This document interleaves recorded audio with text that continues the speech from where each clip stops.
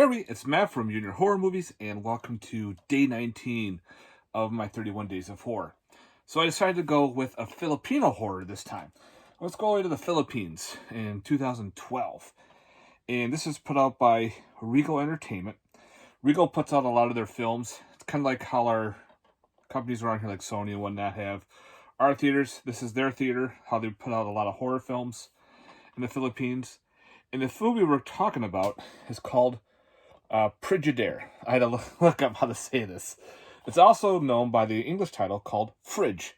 Now, with this one, Pridyider, also known as Frigidaire, which I guess is a name brand of a refrigerator. so in Pridyider, you have Tina. Tina is living in the United States. She's been there for pretty much her whole life. Decides to move back to the Philippines. And she wants to start off her own cooking business and everything. Her aunt and whatnot doesn't want her to come back. Her Americanized boss, kind of, who wants to put her in movies, doesn't want, but she does it anyway. Because she wants to learn about her family too, because she doesn't know what happened to her mom and dad. So she gets back into this house where she originally inherits, that originally belonged to her mom and dad.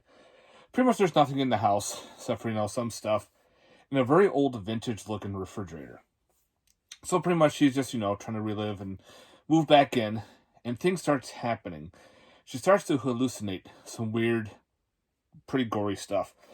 She's finding like cat heads in jars, body parts in the refrigerator, all this weird shit, and she's trying to, figure out everything. She also runs into one of her old grammar school friends that had a crush on her, and, they fall in love, blah, blah, blah. So anyway, she comes to find her neighbor, who happens to be this weird kooky lady with a lot of cats. So pretty much she has some history on her parents.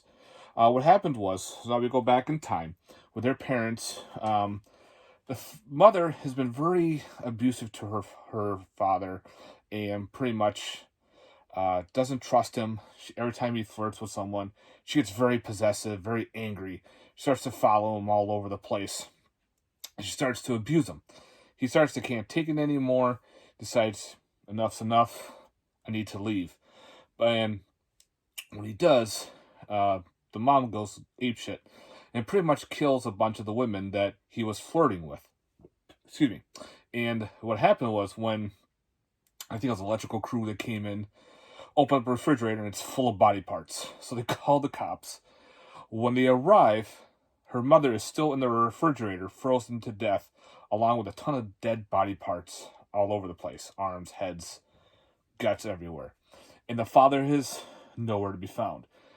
They think that she killed him, that he ran away, but she was mostly involved. They found all the works to her. So, of course, now she's trying to figure out, Tina now, why her mother did that, and why is this refrigerator acting so fucking possessive, like a demon or whatnot. And we kind of find out that it was a demon. The mother did a ritual with this demon to pretty much, keep her husband, to possess him, to own him, pretty much. So now other people are coming involved and are getting actually eaten by this refrigerator. This refrigerator grows tentacles. It's got like little creatures that come out like a hand with a mouth on it to grab you and pull you in.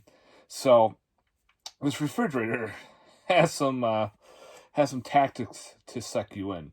So now it's pretty much the couple had to get together, like they do some rituals or whatnot with a witch doctor and other ways they can figure out how they can stop this refrigerator from driving her mad and killing everyone around her. So it's kind of like that's happening. So that's the gist of this film. Now, my thoughts on this one. Actually, this was actually pretty neat. On the DVD, there is a photo gallery, a premiere night when this actually aired in the theaters down in the Philippines.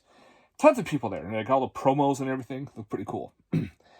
And a making of, which they did in interviews with the cast and crew. Now, this is based off a anthology series called Shake, Rattle, and Roll. I know I've shown a couple in my collection before. Now, with Shake, Rattle, and Roll, it's a horror anthology, usually comprised of 3 different stories. Well, the original was in 1984, and 2 of the actors were in that original Shake, Rattle, and Roll movie. One was in a different segment, and the evil mom in this movie was in the original segment of Frigidaire, because in that one there's actually a possessed fridge.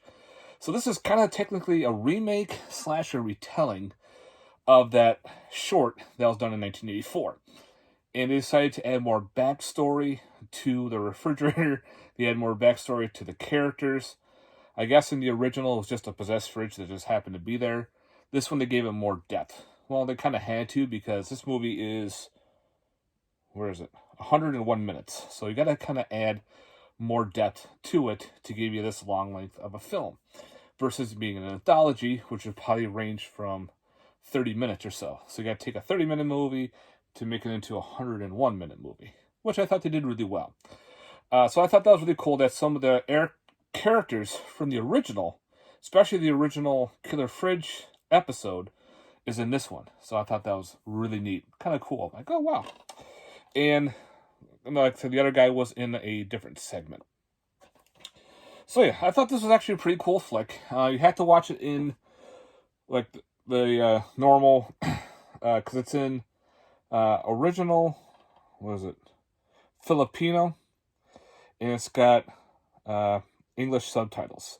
So of course I watched it in subs. But it's kind of weird though. I'm guessing Filipino, there's English and Filipino mixed together. So they start talking, and also it goes right into English, then it goes right back into others. So it's kind of confusing, but the subtitles helped out a lot. And the acting I thought was really good. I actually enjoyed the acting. I enjoyed the story. It's like, how do you give a killer refrigerator some depth? And they did. And how do you do a storyline with it? And actually, they did well with the storyline. I thought that was kind of neat. They brought characters in to interact. They brought other characters, to be killed, to interact with this refrigerator. So I'm like, oh, okay. It doesn't have a high body count. It has about maybe 3 people get eaten by the refrigerator, and a cat.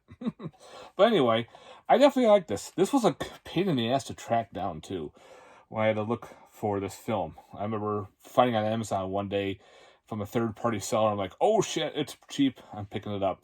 So this one is a little bit harder to find film, especially if you like killer refrigerators or kind of like possessed objects. Again, we're talking about another possessed object movie. This one happens to be, again, a refrigerator. I thought that was kind of cool that they actually redid this. You can find the trailer online.